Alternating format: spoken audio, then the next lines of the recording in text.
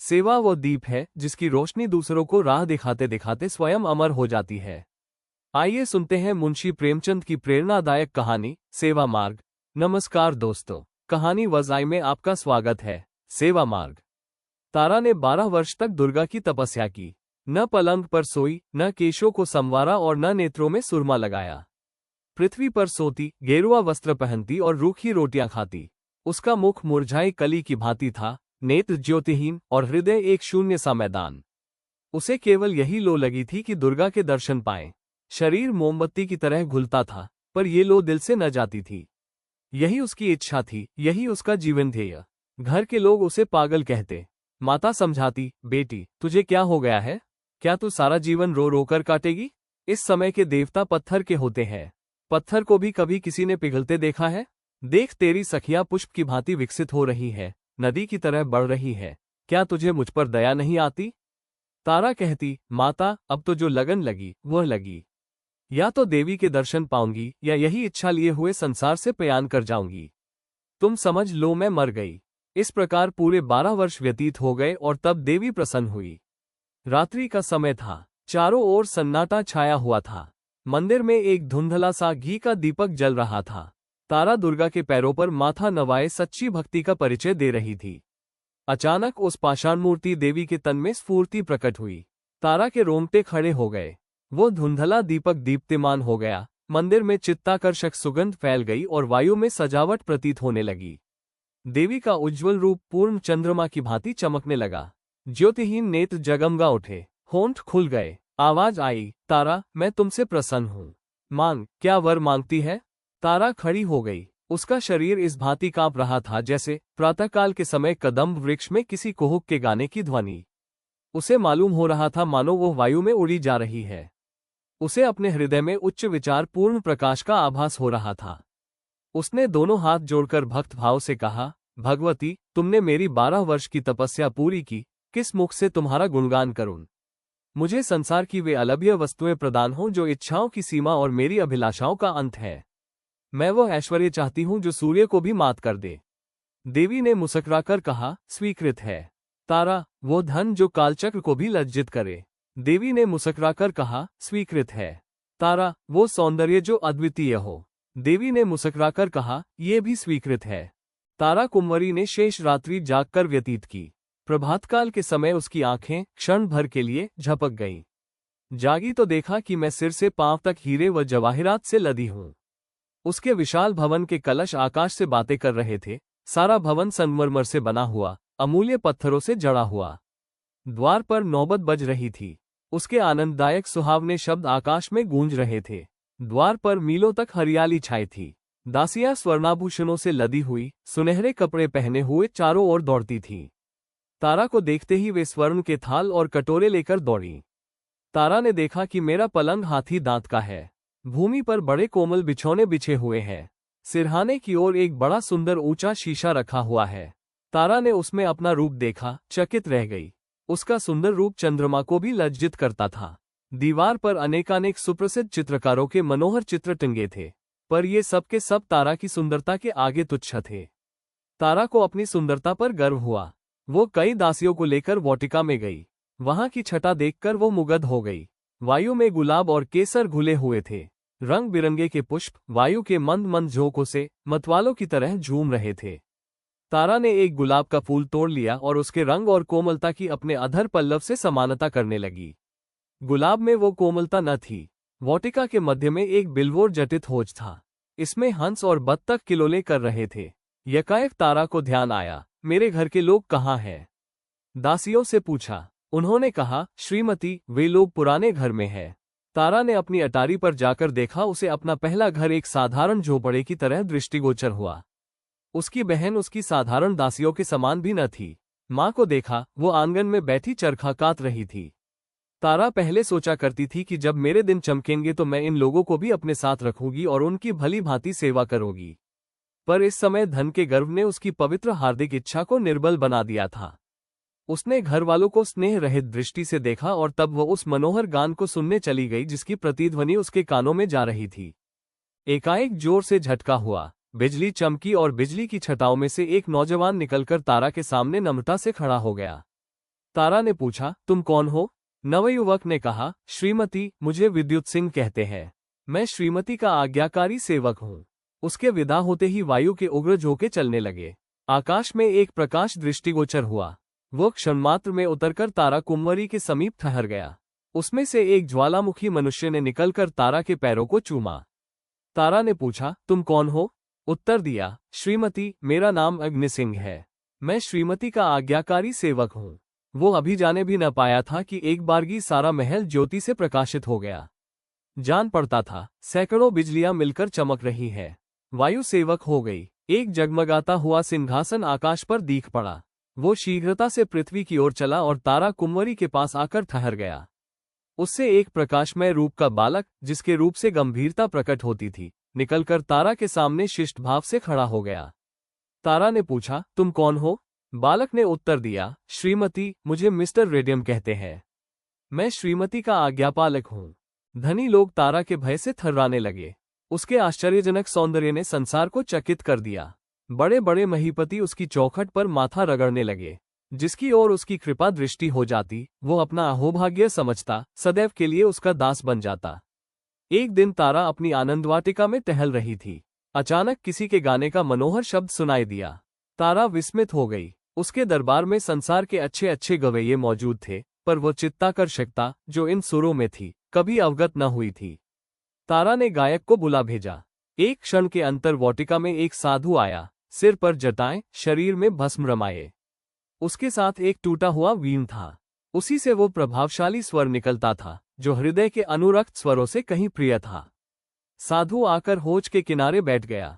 उसने तारा के सामने शिष्ट भाव नहीं दिखाया, आश्चर्य से इधर उधर दृष्टि नहीं डाली। उस रमणीय स्थान पर वो अपना सुर अलापने लगा। तारा का चित्त विचलित हो उठा। दिल में अपार अनुराग का संचार हुआ। मदमस्त होकर टहलने लगी। साधु के सुमधुर मधुर आलाप से पक्षी मग्न हो गए। पानी में लहरें उठने लगी, वृक्ष झूमने लगे। तारा ने उन चित्ताकर्षक सुरों से एक चित्र खींचते हुए देखा। धीरे धीरे चित्र प्रकट होने लगा। उसमें स्फूर्ति आई और तब वो खड़ी होकर नृत्य करने लगी। तारा चौंक पड़ी। उसने देखा कि यह मेरा ही चित्र है। नहीं, मैं ही हूँ। मैं ही वीण की तान पर नृत्य कर रही हूँ। उसे आश्चर्य हुआ कि मैं संसार की अलभ्य वस्तुओं की रानी हूँ, अथवा एक स्वर चित्र। वो सिर धुनने लगी और मतवाली होकर साधु के पैरों से जा लगी। उसकी दृष्टि में एक आश्चर्यजनक परिवर्तन हो गया। सामने के फले फले वृक्ष और तरंग मारता हुआ होज और मनोहर कुंज सब लोप हो गए। केवल वही साधु बैठा वीण बजा रहा था, और वो स्वयं उसकी तालों पर थिरक रही थी। वो साधु अब प्रकाशमय तारा और अलौकिक सौंदर्य की मूर्ति बन गया था। जब मधुर आलाप बंद हुआ तब तारा होश में आई। उसका चित्त हाथ से जा चुका था। वो उस विलक्षण साधु के हाथों बिक चुकी थी। तारा बोली, स्वामी जी, यह महल, ये धन, ये सुख और सौंदर्य सब आपके चरण कमल पर निछावर है। इस अंधेरे महल को अपने कोमल चरणों से प्रकाशमान कीजिए। साधु, साधुओं को महल और धन का क्या काम? वे इस घर में नहीं ठहर सकता। तारा, संसार के सारे सुख आपके लिए उपस्थित है। साधु, मुझे सुखों की कामना नहीं। तारा, मैं आजीवन आपकी दासी रहूंगी। ये कहकर तारा ने आंचल में अपने अलौकिक सौंदर्य की छटा देखी और उसके नेत्रों में चंचलता आ गई। साधु, नहीं तारा कुंवरी, मैं इस योग्य नहीं हूँ। ये कहकर साधु ने वीण उठाई और द्वार की ओर चला। तारा का गर्व टूक टूक हो गया। लज्जा से सिर झुक गया। वो मूर्छित होकर भूमि पर गिर पड़ी। मन में सोचा, मैं धन में, ऐश्वर्य में, सौंदर्य में, जो अपनी समता नहीं रखता, एक साधु की दृष्टि में इतनी तुच्छ। तारा को अब किसी प्रकार चैन नहीं था। उसे अपना भवन, ऐश्वर्य भयानक मालूम होने लगा। बस साधु का एक चंद्रस्वरूप उसकी आंखों में नाच रहा था और उसका स्वर्गीय गान कानों में गूंज रहा था। उसने अपने गुप्तचरों को बुलाया और साधु का पता लगाने की आज्ञा दी। बहुत छानबीन के पश्चात उसकी कुटी का पता लगा। तारा निश्चय ही वायुगति में बैठकर साधु के पास जाती। कभी उस पर लाल जवाहिर लुटाती, कभी रत्न और आभूषण की छटा दिखाती, पर साधु इससे तनिक भी विचलित न हुआ। तारा के मायाजाल का उस पर कुछ भी असर न हुआ। तब तारा कुंवरी फिर दुर्गा के मंदिर में गई और देवी के चरणों पर सिर रखकर बोली, माता, तुमने मुझे संसार के सारे दुर्लभ पदार्थ प्रदान किए। मैंने समझा था कि ऐश्वर्य में संसार को दास बना लेने की शक्ति है, पर मुझे अब ज्ञान हुआ कि प्रेम पर ऐश्वर्य, सौंदर्य और वैभव का कुछ भी अधिकार नहीं। अब एक बार मुझ पर फिर वही कृपा दृष्टि हो। कुछ ऐसा कीजिए कि जिस निर्गुण के प्रेम में मैं मरी जा रही हूँ, उसे भी मुझे देखे बिन चैन न आवे, उसकी आंखों से भी नींद हराम हो जाए, वह भी मेरे प्रेम मद में चूर हो जाए। देवी के होंठ खुले, वो मुस्कुराई, उसके अधर पल्लव विकसित हुए। बोली, तारा, मैं संसार के सारे पदार्थ प्रदान कर सकती हूँ, पर स्वर्ग सुख मेरी शक्ति से बाहर है। प्रेम स्वर्ग सुख का मूल है। तारा, माता, संसार के सारे ऐश्वर्य मुझे जंगल जान पड़ते हैं। बताइए, मैं अपने प्रेम को कैसे पाऊंगी? देवी, उसका एक ही मार्ग है, पर है वो बहुत कठिन। भला तुम उस पर चल सकोगी? तारा, वो कितनी ही कठिन हो, मैं उस मार्ग का अवलंबन अवश्य करूंगी। देवी, अच्छा तो सुनो, वो सेवा मार्ग है। सेवा करो, प्रेम सेवा ही से मिल सकता है। तारा ने अपने बहुमूल्य आभूषणों और रंगीन वस्त्रों को उतार दिया, दासियों से घिरी हुई राजभवन को त्याग दिया, अकेली नंगे पैर साधु की कुटी में चली और सेवा मार्ग का अवलंबन किया। वो कुछ रात रहे उठती, कुटी में झाड़ू देती, साधु के लिए गंगा से जल लाती, जंगलों से पुष्प चुनती, साधु नींद में होते तो वो उन्हें पंखा झलती, जंगली फूल तोड़ लाती और केले के पत्तल बनाकर साधु के समक्ष रखती। साधु नदी में स्नान करने जाया करते थे, तारा रास्ते के कंकर चुनती, उसने कुटी के चारों ओर पुष्प लगाए, गंगा से पानी लाकर सींचती, उन्हें हरा भरा देखकर प्रसन्न होती। उसने मटर की नई बटरी साधु के लिए मठ तैयार किया। अब और कोई कामना न थी, सेवा स्वयं अपना पुरस्कार और फल थी। तारा को कई कई दिन उपवास करना पड़ता था, हाथों में गांठें पड़ गईं, पैर कांटों से छलनी हो गए, धूप से कोमल गात मुरझा गया, पर उसके हृदय में अब स्वार्थ और गर्व का शासन न था। वहां अब प्रेम का राज था, वहां अब उस सेवा की लगन थी जिससे कलुषता की जगह आनंद का स्रोत बहता है और कांटे पुष्प बन जाते हैं, जहां अश्रुधार की जगह नेत्रों से अमृत जल की वर्षा होती और दुख विलाप की जगह आनंद के राग निकलते हैं, जहां के पत्थर रुई से ज्यादा कोमल हैं और शीतल वायु से भी मनोहर। तारा भूल गई कि मैं सौंदर्य में अद्वितीय हूँ। धन दिलासिनी तारा अब केवल प्रेम की दासी थी। साधु को वन के वृक्षों और मृगों से प्रेम था। वे कुटी के पास एकत्र हो जाते, तारा उन्हें पानी पिलाती, दाने चुगाती, गोद लेकर उनका दुलार करती। विषधर सांप और भयानक जंतु उनके प्रेम के प्रभाव से उसके सेवक हो गए। बहुत रोगी मनुष्य साधु के पास आशीर्वाद लेने आते थे। तारा रोगियों की सेवा शुश्रूषा करती, जंगल से जड़ी बूटियां ढूंढ लाती, उनके लिए औषधि बनाती, उनके घाव धोती, घावों पर मरहम रखती, रात भर बैठी उन्हें पंखा झलती। साधु के आशीर्वाद को उसकी सेवा प्रभावयुक्त बना देती थी। इस प्रकार कितने ही वर्ष बीत गए। गर्मी के दिन थे, पृथ्वी तवे की तरह जल रही थी, हरे भरे वृक्ष सूख जाते थे, गंगा गर्मी से सिमट गई। तारा को पानी लाने के लिए बहुत दूर रेत में चलना पड़ता, उसका कोमल अंग चूर चूर हो जाता, जलती हुई रेत में तलवे भुन जाते। इसी दशा में एक दिन वह हताश होकर एक वृक्ष के नीचे क्षण भर दम लेने के लिए बैठ गई। उसके नेत्र बंद हो गए। उसने देखा, देवी मेरे सम्मुख खड़ी है, करुणा से मुझे देख रही है। तारा ने दौड़कर उनके चरणों को चूमा। देवी ने पूछा, तारा, तेरी अभिलाषा पूरी हुई? तारा, हाँ माता, मेरी अभिलाषा पूरी हुई। देवी, तुझे प्रेम मिल गया? तारा, नहीं माता, मुझे उससे भी उत्तम पदार्थ मिल गया। मुझे प्रेम के हीरे के बदले सेवा का पारस मिल गया। मुझे ज्ञान हुआ कि प्रेम सेवा का चाकर है। सेवा के सामने सिर झुकाकर अब मैं प्रेम भिक्षा नहीं चाहती। अब मुझे किसी दूसरे सुख की अभिलाषा नहीं। सेवा ने मुझे प्रेम, आदर, सुख सबसे निवृत्त कर दिया। देवी इस बार मुस्कुराई नहीं। उसने तारा को हृदय से लगाया और दृष्टि से ओझल हो गई। संध्या का समय था। आकाश में तारे ऐसे चमकते थे जैसे कमल पर पानी की बूंदें। वायु में चित्ताकर्षक शीतलता आ गई थी। तारा एक वृक्ष के नीचे खड़ी चिड़ियों को चुगाती थी कि यकायक साधु ने आकर उसके चरणों पर सिर झुकाया और बोला, तारा, तुमने मुझे जीत लिया।